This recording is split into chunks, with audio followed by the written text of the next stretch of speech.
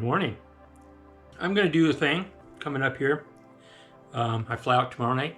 I am going to arrive in Phoenix Thursday morning, and I'll be in Flagstaff by Thursday afternoon.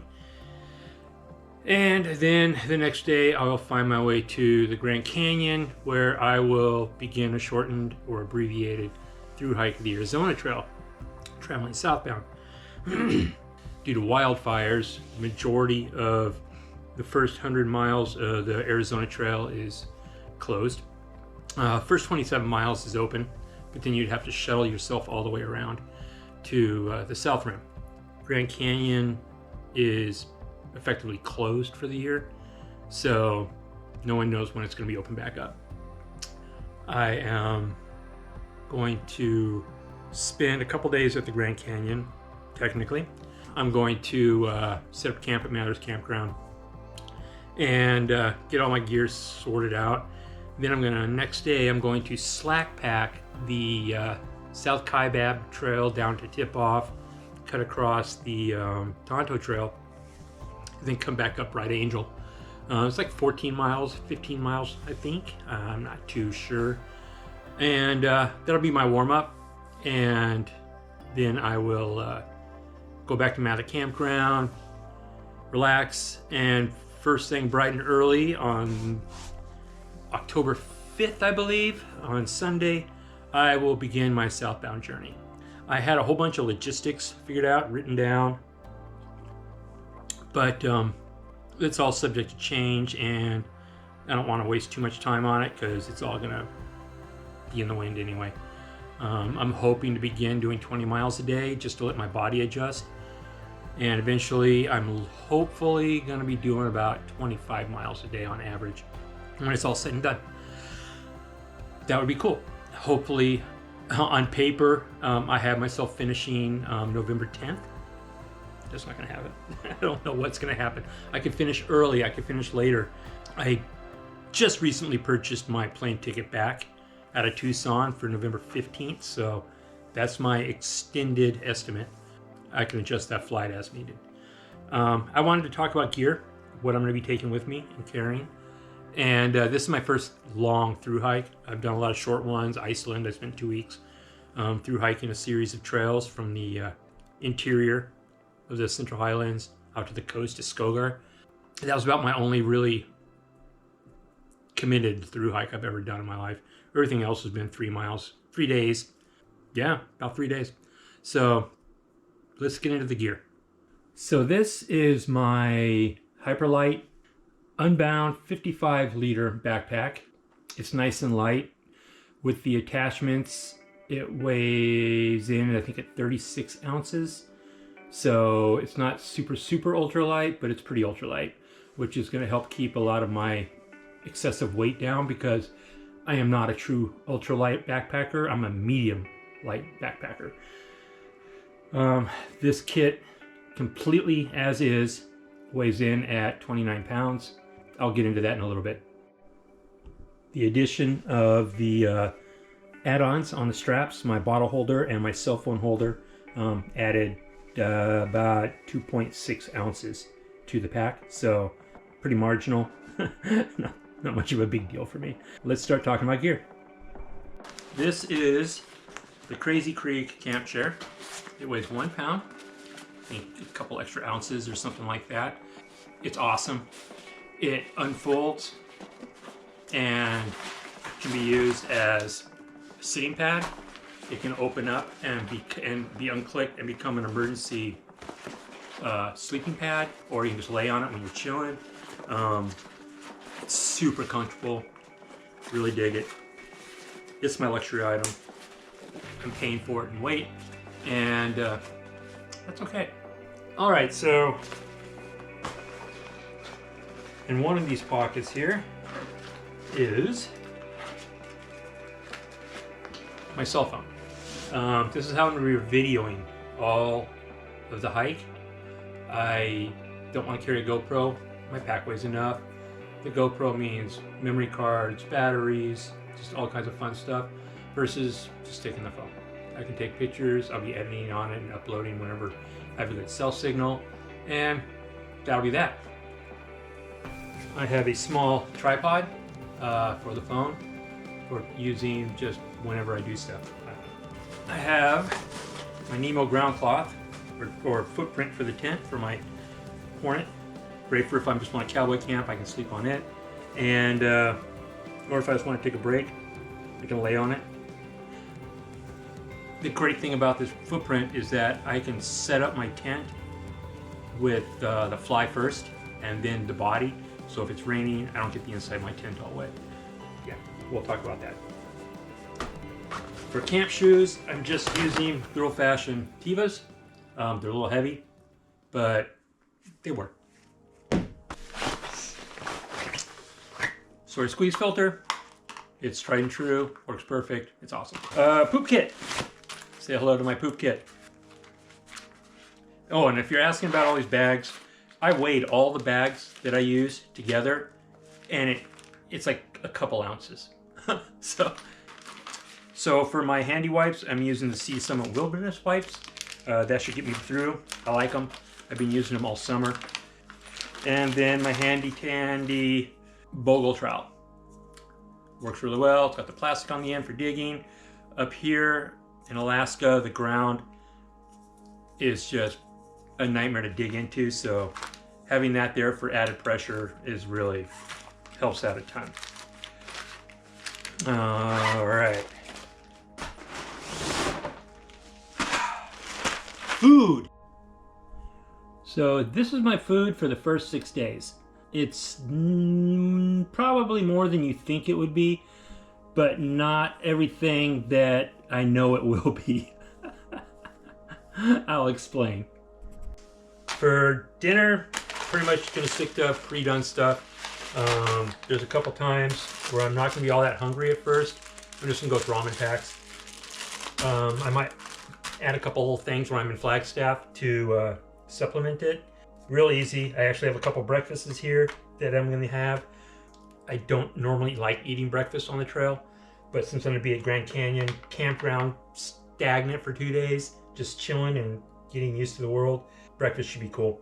The rest of the time, breakfast will be protein bars.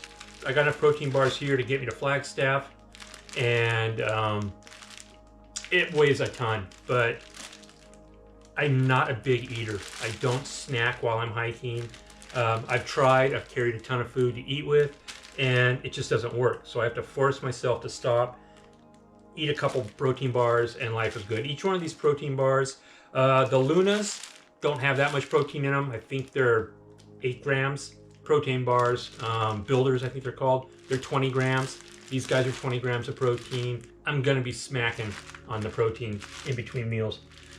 For lunch, good old tortillas, Nutella, and inside here I've got individual Justin's almond butter. I'll just make myself little savory burritos.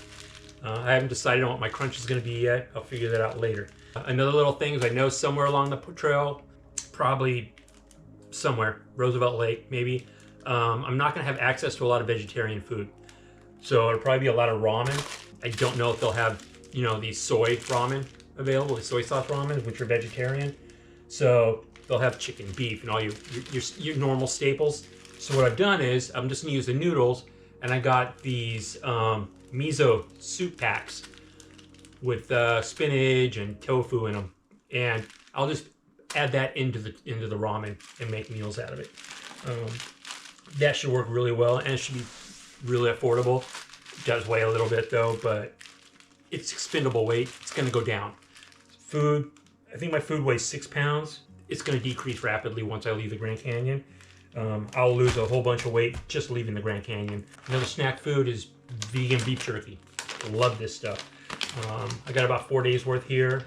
After that, no more vegan beef jerky, unless I order it and or I find it in Flagstaff when I do my first Nero. Maybe I can get it there at the Whole Foods. We'll see. All right, over here at the far end, electrolytes. I'm a very heavy sweater, which means I have an issue with electrolytes. So I have here my entire trip's worth of electrolytes broken down into multiple days. Just it's easier to store that way in my food bag. So that's why it's like that. Plus, once I go through it, I got an extra Ziploc bag. Also, I need my coffee, and this is all my coffee for the entire trip because I don't want to run out of coffee, and the chance of finding good instant coffee that I like is going to be difficult. And that's all my food for the first week. I expect to make Flagstaff in about 5 days. So this will get me the flag, and then I'll have a better idea of what I want as far as food. I might restock with some of the same items. Being a vegetarian, I'm pretty limited as it comes to food, especially lightweight food like just these prepackaged stuff. I don't want to be eating pad thai on the entire trip. So I've got Farm to Summits stuff. This is the Thai red curry. I have Peak Fuel, which only has a couple vegan options. This is a 3-bean chili mac, really good. So, yep, that's my first week's food. The next item, clothing. And that is my clothing. So it might look like a lot. And to a lot of ultralight through hikers, it is a lot. But for me, this is the bare minimum. Let's start with the basics. I got the John G AFO 5-inch mid shorts. I got 2 pair, one that I'll be wearing and the other pair I'll be sleeping in. I don't want to be sleeping in crusty stuff. I want clean when I sleep. I got 2 pairs of dry darn tough socks. 1 pair I'll be hiking in, and 1 pair is for camp. They're the thick layer or the heavy pair. These are the midweight that I'll be hiking in. My Squirrel's Nut Butter sun hoodie from, I already forgot the name of the company, Free Fly hoodie. It's SPF 50. Shout out to Squirrel's Nut Butter. I've worn this thing all summer on my trips, and it has really been amazing. I was torn between taking it or this guy right here. This is my Milzana. It's a really fine, it's a fine hoodie, but it's not technically a sun hoodie. It's technically a first layer hoodie. So, and it doesn't have thumb holes because it's not a sun hoodie. It's an active hoodie. So just on that alone, I decided to go with that. For a hat, I've got Outdoor Research. It's a nice microgrid, very comfortable. I wear that. Sun gloves for my feet and hands while I'm hiking. I'm Alaskan. I'm gonna burn like a freak in nature and overheat very easily. So anything I can do to keep the sun directly off my skin, I'm gonna go with it. And at night, or when it gets cold in the mornings, because it gets really cold in the desert, I don't care what time of year it is, I've got my REI fleece gloves. My hands get cold really easy. I got Raynaud's syndrome, so I need this. North Face rain shell. It works as a great second layer when I'm hiking in the mornings. It's a little heavy. I could have gone with a Frog Tog, but I like durability, and I already have it in my arsenal. I've been using it all summer. It saved my life on the Mastodon Dome route. You can check that video out. It was great. I trust it. I know it doesn't rain in the desert that often, but it also makes a great lightweight outer layer for those morning hikes. I did that a couple of times this summer, and it's perfect. Townie shirt. So I just got a little Townie shirt, t-shirt that I'm gonna wear. Again, it's a Squirrel's Nut Butter shirt. It's very light. It's from canvas. It's super soft and comfortable, really good to wear in town. As far as town goes, I have like multiple Neros set up, and I think I only have 2 true Zeros. One in Pine and one in Oracle and possibly Patagonia. So those are my 3. Running tights. These are my Arc'teryx running tights. They're very light. They're for around camp. If it gets too cold at night, I'll throw these guys on and I'll be comfortable. That's all I need from those. My midweight fleece is by Squawk. This is their classic microgrid fleece. I've been wearing this thing all summer religiously. Just testing it, wearing it. I tried hiking in it a couple of times. I love this hoodie. I'm buying another one as soon as I get back. It's a great hoodie. It's really nice. Overkill? Not for me. And then this beast.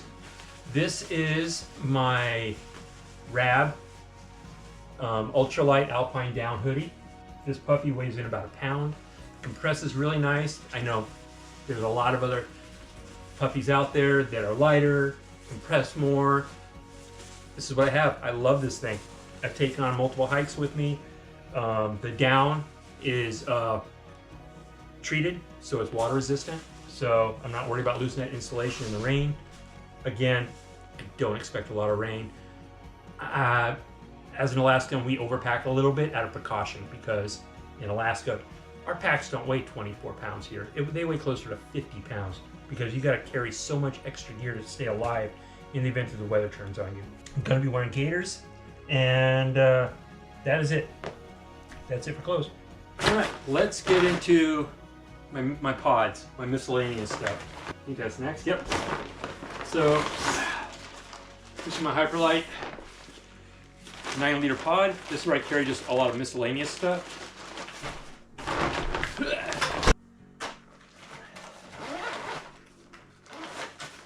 Let's start with the Sea to Summit dry bag. This guy will carry just all my little knickknacks that I need. Got my Sea to Summit Eros regular premium pillow. I love this thing.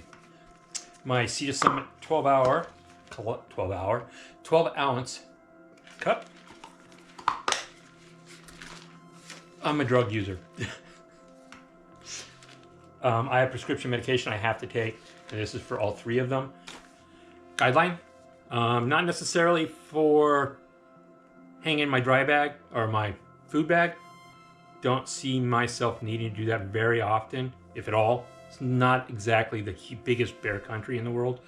But it's in case of emergencies. If I need something, there it is. I always carry it. You never know. It's handy. I will have a small pocket knife. I can't travel with a knife, so I'm just gonna pick up one of those little ones for like 25 bucks at REI when I get into Flagstaff. Retainer for my glasses. I'm blind without them. A backup lighter. I'm gonna be getting minis. In fact, I gotta remember to leave these out of my pack before I travel because this is gonna be in my carry-on. I'm not checking any luggage. I'm carrying my pack onto the plane. So this guy is gonna be staying here. My coupler for my Sawyer squeeze for back flushing. My flip for changing out my fuel tank canisters. It weighs like an ounce. It's awesome to have. It has saved me some money already. And finally, aqua tabs. There's some really stinky water out there, really bad water. So there's areas where stuff like Noro in the area. I want to be able to filter twice the water. So I will first use this, not all the time. This is literally an emergency backup. And then use the PA Plus. So you throw a couple of these in a liter of water, let it sit for half an hour. After that, you drop in some PA Plus tabs. Kills all the iodine flavor. Just all you taste is water. I've used this system back when I was a mountain climber, and it's amazing. So after I do that, I'll run it through the Sawyer. Or I'll run it through the Sawyer first and then do this. I haven't decided yet. Like I said, it's only an emergency backup in case I come upon some really bad stuff.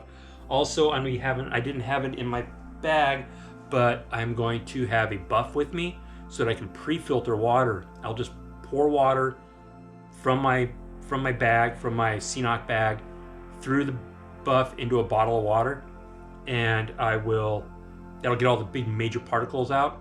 Then I'll rerun it through the CNOC bag again, through the Sawyer squeeze, saving my filter. And yeah, so that's what's in that bag. All right, first aid kit. It's got first aid stuff. It's I got some K-tape in here for the knees. I got some moleskin. I got miscellaneous band-aids, butterfly stuff, antiseptic swabs, your typical fare. I got Benadryl in here, Tylenol, a little Advil, tape, Neosporin, just all the basics. I don't see myself really going so aggressive and aggro that I'm going to have to carry a serious med kit on me. This is a camp towel by REI. I'll be using it to dry things because that's what you do with a towel. Dry my face, fun stuff like that. It's super light. I'll clip it to the outside of my pack when I want to dry. Yeah. My tote spoon. Gotta have a spoon. Here's my spoon. Spork, if you want to be technical. I'll get into that in a sec. Whole pile of Ziplocs. I won't have this pile once I start hiking. This is for when I get into Flagstaff. I got stuff in my food bags that I want to break out and put into smaller bags, like snacks and stuff like that. That way I'm not eating everything at once. So that's what that's gonna be. This guy. This little zippy, this 1 liter zippy holds all my electronics. It weighs like 2 pounds. I swear to God. It's probably not 2 pounds. It's probably, I think it's an even pound is what it weighed out at. And you're about to see my serious organizational abilities. Inside this bag is another bag. My Gossamer Gear little ditty bag. I like the bags. I like having everything in its own place. So when I need to get into it, I know exactly where everything is. Inside here is just charging cables, adapters, you know, just simple stuff. Yeah. Doesn't weigh much. Yeah. For the moment, my Garmin InReach Mini 2 is in there. Eventually it'll find itself to the outside of my pack for its entire time on the trail. But for now, while I'm traveling, it's going to be sitting with all the other electronics. My luxury, my Flextail pump, 1.2 ounces. This pumps up and deflates my sleeping pad so fast, it's scary. I love this thing. I can recharge the battery. It's sick. I love it. I have my little charging outlet thingy. My Nitecore NU25, I believe it is. I love this thing. It's so light. Recharges. Awesome. And finally, my power banks. These are the NB10000 Gen 3 power banks. They're tiny. They're 10,000 milliamp hours. I think 38.8 watt hours. Yep. That should get me fairly well. I should be able to get a couple of weeks out of that since I'll be using my phone. I'm pretty electronic heavy, not like a lot of people that take all these big cameras and stuff with them. So I think this should suffice for the trip. And that's with my accessory pod. Let's start with our cook set.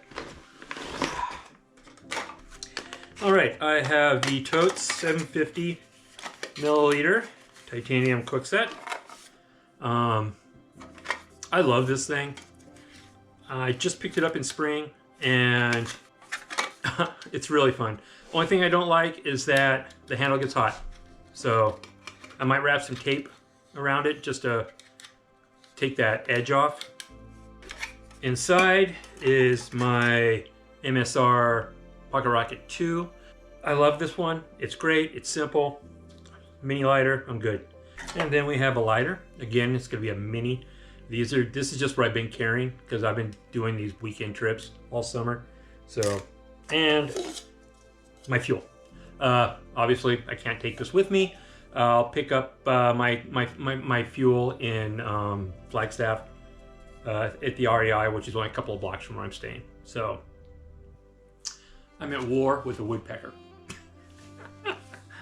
I have a hairy woodpecker that insists upon coming to my deck out front and just beating away at the tree trunk poles that support the roof on the deck.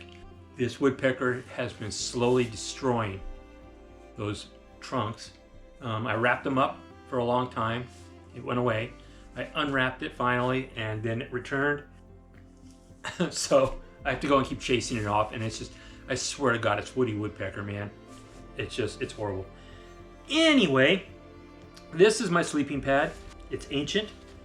It is the Big Agnes AirCore Ultra. It's got an R value of 4.5 and weighs in at just over a pound. It's like 1 pound, 6 ounces or 4 ounces.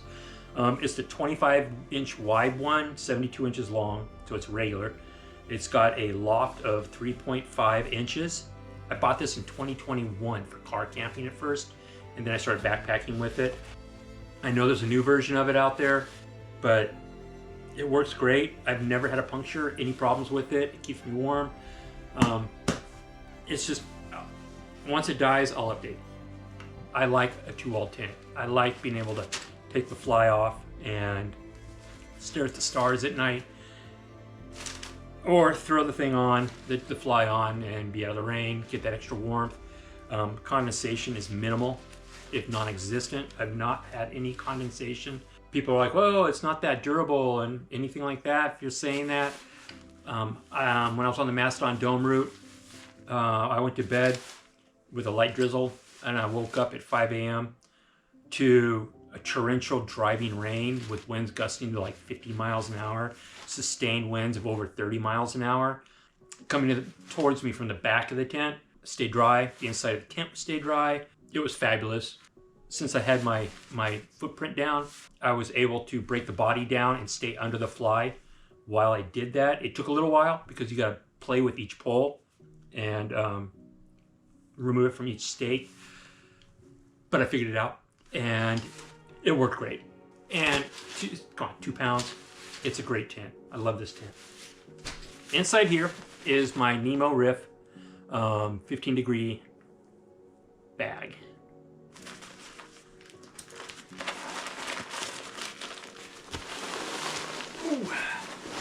So this bag will be in its own compression bag, and then it will be inside this Hyperlite Dyneema bag, roll top bag for water security. It'll keep the water away from the bag.